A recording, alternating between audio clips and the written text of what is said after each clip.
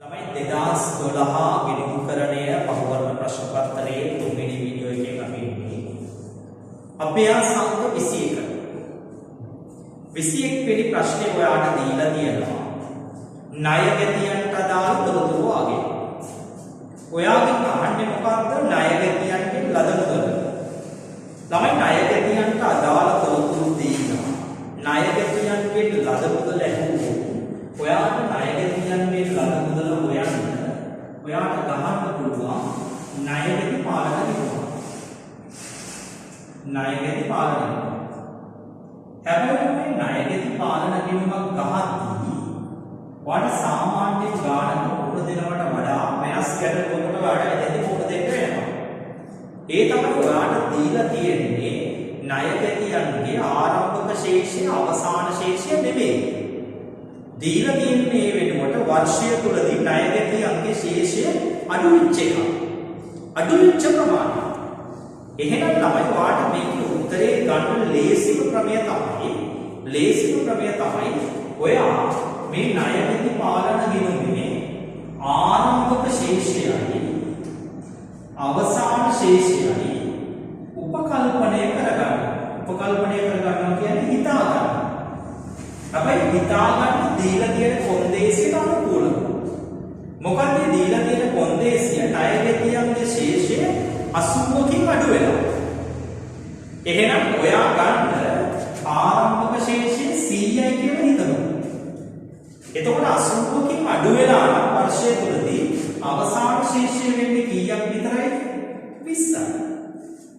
දවාඩේ දෙන්න වෙනස් එකක් ගන්න බැයිද කියලා පුළුවන්. ආරම්භක ශේෂය 200යි කියලා ගත්තොත් 80කින් අඩු වුණා නම් මෙතන 120යි. ආරම්භක ශේෂය 150යි කියලා ගත්තොත් 80කින් අඩු වුණා නම් මෙතන උත්තරේ 70යි. පස්සේ ඒ දෙක අතර ඩිෆරන්ස් එක අඩු වීම 80ක් වෙනවා. ඊළඟට දින දෙනවා ණයට විකුණුම් 780. ණයට විකුණුම් 780. දුන් වට්ටම් 65. ළමයි ණයට විකුණුම් කියන්නේ ණයගැතියන්ගේ වැඩිවීම. දුන් වට්ටම් කියන්නේ අඩුවීම. ආපසු එවුම් කියන්නේ අඩුවීම.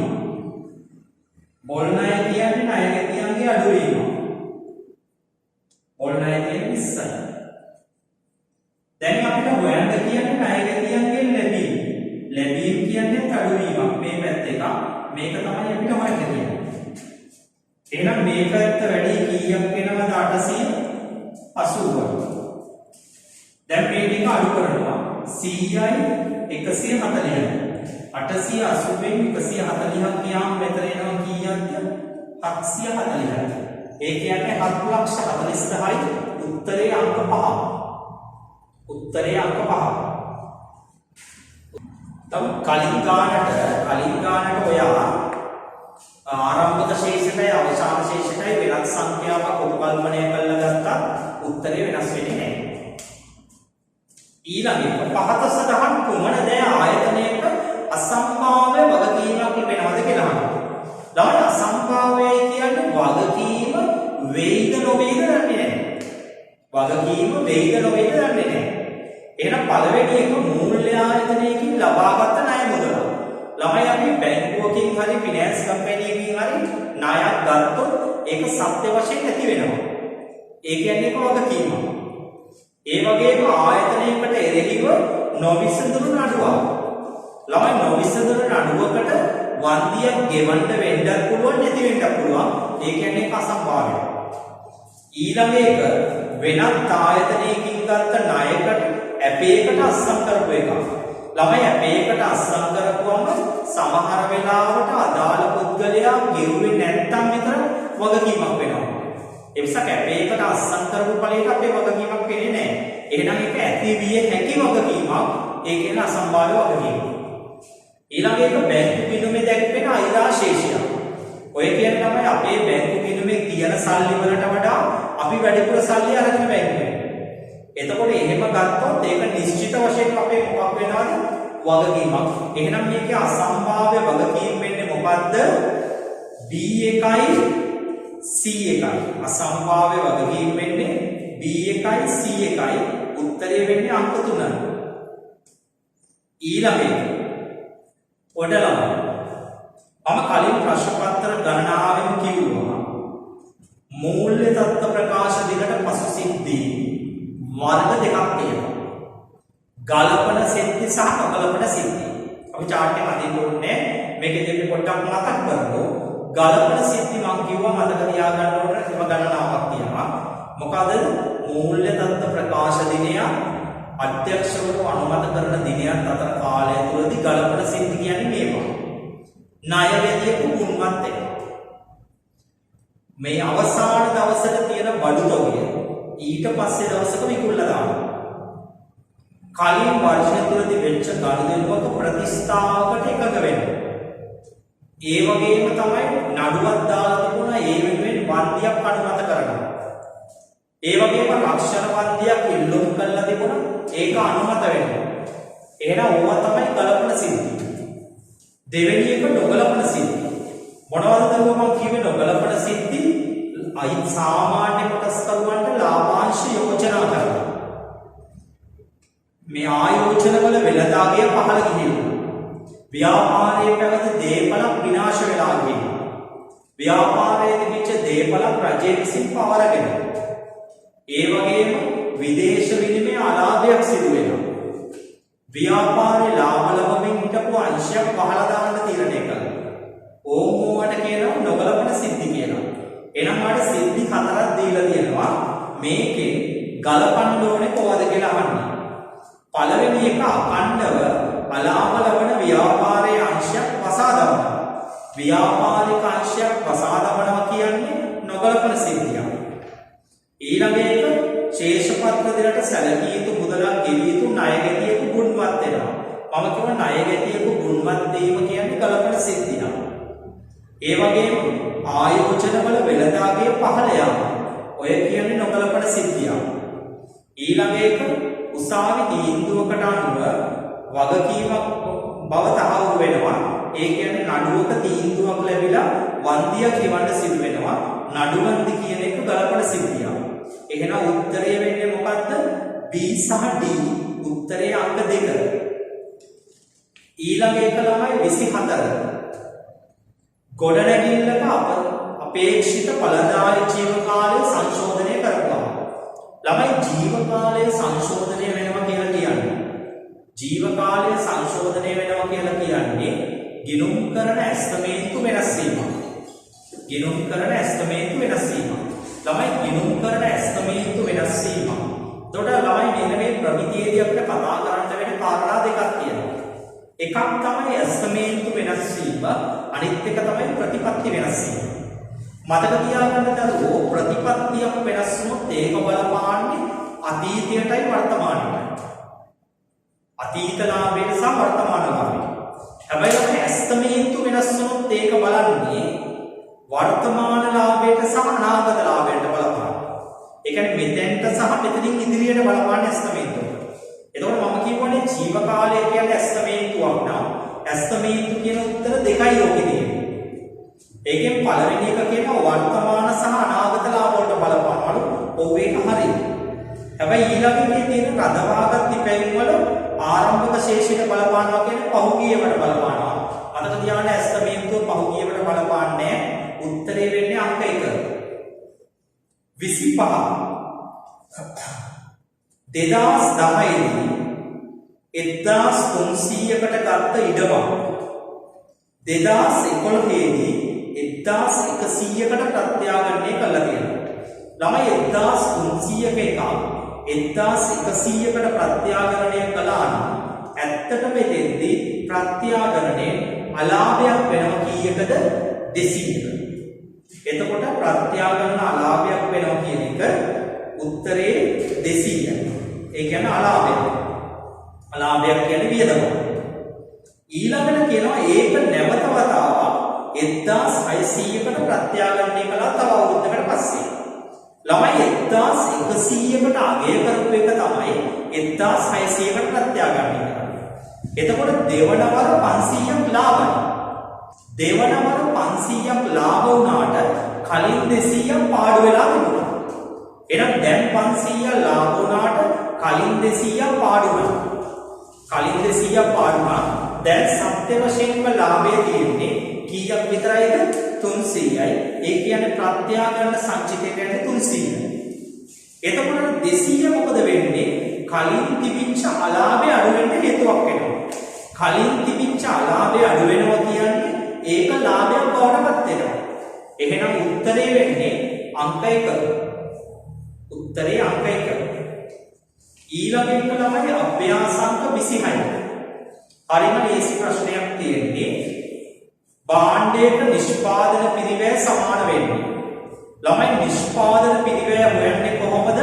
ප්‍රාථමික පිරිවැයට නිෂ්පාදන පොදුකාරය එකතු වෙනවා. ප්‍රාථමික පිරිවැයට නිෂ්පාදන පොදුකාරය එකතු වෙලා උත්තරේ වෙන්නේ අංක 3. අංක 3. ඊළඟට 27. ඔයාට කියන්නේ ආර්ථික ඇණවුම් ප්‍රමාණය හොයන්න. මොකද්ද ආර්ථික ඇණවුම් ප්‍රමාණය කියන්නේ? EOQ. ළමයි EOQ වෙන සූත්‍රය මොකද්ද? EOQ සමානයි 2යි DCO බෙදීම CH වල වර්ගමූලය. 2 වැඩි කිරීම D කියලා කියන්නේ මෙතන වාර්ෂික ඉල්ලුම. වාර්ෂික ඉල්ලුම. ඔකේ වාර්ෂික ඉල්ලුම නෙමෙයි දීලා තියෙන්නේ කාර්තුක ඉල්ලුම.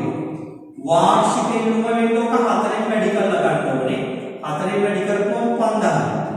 මොකද උතන තියෙන්නේ කාර්තුක. වැඩි කිරීම. ඇණවුමක පිරිවැය. ඇණවුමක පිරිවැය තියෙනවා 25යි. ඒ වගේම ඒකකයක රඳවා ගැනීමේ පිරිවැය. ඔතන කියලා තියෙනවා ඒකකයක් රඳව ගන්න යන්නේ ගැණුම් මිලෙන් 110යි. උඩින් දීලා තියෙනවා ගැණුම් මිල 250යි 110යි කියන්නේ 25යි. එකක් රඳව ගන්න 25ක් යනවා. 25ට 25 කපලා ගියා. 5000 දෙකක් 10000. 10000 වර්ගමූලය. දැන් වර්ගමූලය අයින් කරනවා 0.4 වර්ගමූලය 0.2යි. එකේ වර්ගමූලය 1යි. උත්තරේ 100යි. ඒකක 100යි. උත්තරේ වෙන්නේ අංක 27. ඊළඟට අංක 28. 28 අහන්නේ සමච්ඡේද ලක්ෂ ඒකක ගානයි. ඒ වගේම ලාභය. මේ ආරක්ෂිත ආන්තිකය. ආරක්ෂිත ආන්තිකය. ඉස්සෙල්ලාම අපි බලමු සමච්ඡේද ලක්ෂ ඒකක ගාන හොයාගන්න කොහොමද කියලා. සමච්ඡේද ලක්ෂ ඒකක ගාන. ළමයි සමච්ඡේද ලක්ෂ ඒකක ගාන කියන කෙටි විදුම තමයි break even point BEP. BEP හොයන සූත්‍රය තමයි මොකක්ද දරුවෝ? ස්ථාවර පිරිවැය බෙදනවා ඒකක දායකය. ඔය ගාන දීලා තියෙනවා දරුවෝ ස්ථාවර පිරිවැය තියෙන්නේ කීයක් කියලාද? 50යි. ඒකක දායකය. ළමයි ඒකක දායකය හොයන්නේ කොහොමද? විකුණුම් මිලෙන් විචල්්‍ය පිරිවැය අඩු කරලා. විකුණුම් මිල 75යි විචල්්‍ය පිරිවැය 50යි. 75න් 50 කියවම 25යි. 50 25න් බෙදනවා. එතකොට එන්නේ උත්තරය ඒකක 2000යි. ඊළඟට ළමයි තව ප්‍රශ්නයක් අහනවා. මොකක්ද අහන්නේ? ආරක්ෂිත ආන්තිකයේ රුපියල් වලින්. ළමයි ආරක්ෂිත ආන්තිකයට අපි කෙටේදුම කියන සේෆ්ටි මාජින් SM. ඒක රුපියල් වලින් අහන්නේ. ළමයි ආරක්ෂිත ආන්තිකයේ රුපියල් වලින් හොයන සූත්‍රය තමයි මොකක්ද එන්නේ? ආරක්ෂිත ආන්තිකයේ ඒකක ගණන. ඒ කියන්නේ SM ඒකක ගණන වැඩි කරනවා. භාණ්ඩයේ විකුණුම් මිලෙන්. ආරක්ෂිත ආන්තිකයේ එකක ගන්න වැඩි කරනවා භාණ්ඩයේ විකුණුම් මිල. ළමයි ආරක්ෂිත ආන්තිකය කියලා කියන්නේ සමච්ඡේද ලක්ෂය පහු කරලා සිදු කරලා තියෙන අලෙවි. ළමයි සමච්ඡේද ලක්ෂය 2000යි. ඔතන කියනවා ඒකක 5000ක් විකුණන්න අපේක්ෂා කරනවා. එනනම් 5000ක් විකුණන්න අපේක්ෂා කරනවා නම් සමච්ඡේදය 2000යි. සමච්ඡේදය 2000යි. 5000ක් විකුණන්න අපේක්ෂා කරනවා නම් ඒ වගේම සමච්ඡේදය 2000යි. එහෙනම් 2000 පහු කළා 3000 කියනවා. එහෙනම් SM එකක ගන්න තියෙන්නේ කීයද? 3000. වැඩි කිරීම. වැඩි කිරීම. විකුණුම් මිල. විකුණුම් මිල තියෙන්නේ එකක කීයද රුපියල් 75යි. එහෙනම් 75 3ක් කියන්නේ 225යි බිංදු 3යි. උත්තරේ වෙනවා 2,25,000යි. එහෙනම් ඒකක 2000ක් සහ 2,25,000ක් කියන්නේ උත්තරේ වෙන්නේ අංක 2. ඊළඟට 29 වෙනි එකේ අහන්නේ නිෂ්පාදන ව්‍යාපාරයක සමච්ඡේද ලක්ෂයට අදාළව කොයි ප්‍රකාශ නිවැරදිද කියලා. දරුවෝ සමච්ඡේද ලක්ෂයේ ප්‍රධාන ලක්ෂණ 4යි තියෙනවා. මොකක්ද මේ ප්‍රධාන ලක්ෂණ 4? පළවෙනි එක ලාභයක් හෝ අලාභයක් නැහැ. දෙක මුළු දායකයේ ස්ථාවර පිරිවැයට සමානයි. ඊළඟ එක තමයි ඒකක දායකය ඒකකයක ස්ථාවර පිරිවැයට සමානයි. අනිත් එක මුළු ආදායම මුළු පිරිවැයට සමානයි. එතකොට 4යි තියෙන්නේ. මුළු ආදායම මුළු පිරිවැයට සමානයි. එහෙනම් 4යි තියෙන්නේ. එහෙනම් බලමු අපි මේ 4න් මෙතන නිවැරදිව තියෙන්නේ කොහොමද කියලා. ලාභයක් අලාභයක් නැහැ. ඒක හරියි. මුළු දායකයේ ස්ථාවර පිරිවැයට සමානයි. ඔව් ඒක හරියි. විකුණුම් ආදායම කියන්නේ මුළු ආදායම මුළු පිරිවැයට සමානයි. ඔව් ඒකත් හරියි. විකුණුම් ආදායම මුළු විචල්්‍ය පිරිවැයට සමානයි. එහෙම එකක් කියලා නැහැ. ස්ථාවර පිරිවැය විචල්්‍ය පිරිවැයට සමානයි. එහෙම එකක් මේකේ නැහැ. එහෙනම් උත්තරේ වෙන්නේ ABC පමණයි. උත්තරේ වෙන්නේ අංක 1. ඊළඟට 30 වෙනි එක අහනවා. මෙන්න මේ දීලා තියෙන ගනුදෙනු වලින් කොයි එක ව්‍යාපාර ආයතනයක ව්‍යාපෘති මුදල් ප්‍රවාහය. ඒ කියන්නේ ව්‍යාපෘති වාර්තාවක් හදන්න යොදා ගන්නවද කියලා. පළවෙනි එක යන්ත්‍රයක් අත්පත් කරගන්න ගිය වියදම. ඔව් ව්‍යාපෘති වාර්තාවට ගන්නම යන්ත්‍රය ගැනුම් එක. දෙක යන්ත්‍රයේ ෂය කියන එක ව්‍යාපෘති වාර්තාවට ගන්නේ නැහැ. ඊළඟට මේ යන්ත්‍රයේ අපේක්ෂිත සුන්බුන් නගය. ඔව් සුන්බුන් නගය ගන්නවා. අපි දන්නවා ව්‍යාපෘති වාර්තාවේ සුන්බුන් නගය අවසාන වර්ෂයේ මුදල් ප්‍රවාහයට එකතු කරනවා. ඒක ගන්නවා. නව ව්‍යාපෘතියක් සඳහා දරන්න සිදුවෙන මෙහෙයුම් වියදම. ළමයි මෙහෙයුම් වියදම සෑම වර්ෂයකම වෙන්නත් පුළුවන්, දී ඇති වර්ෂයක වෙන්නත් පුළුවන්. එතකොට ඒක අදාළ මුදල් ප්‍රවාහයෙන් මොන වෙන එකක්ද? අඩු වෙන එකක් ඒක ගන්නවා. ව්‍යාපෘතියට සම්බන්ධ වෙළඳපොළ සමීක්ෂණයක් කරන්න ගිය වියදම. ළමයි වෙළඳපොළ සමීක්ෂණයක් කරන්නේ ව්‍යාපෘතිය ආරම්භ කිරීමට පෙර. ඒ නිසා ඒක ව්‍යාපෘතියට අදාළ පිරිවැයක් නෙවෙයි. ඒ කියන්නේ ඒක අදාළ නොවන පිරිවැයක්. එහෙනම් උත්තරේ වෙන්නේ මොකද්ද? A1යි C1යි කොයි එකයිද? D1යි. උත්තරේ වෙන්නේ අංක 2. එතකොට අපි බහුවර්ණ ප්‍රශ්න 30ම මොනවා කරලා අවසන්ද සාකච්ඡා කරලා ඉවරයි. 31 වන ප්‍රශ්නයේ සිට ව්‍යුහගත ඒ කියන්නේ මේ කෙටි සහ නිශ්චිත පිළිතුරු ඒකකයට අපි ඊළඟ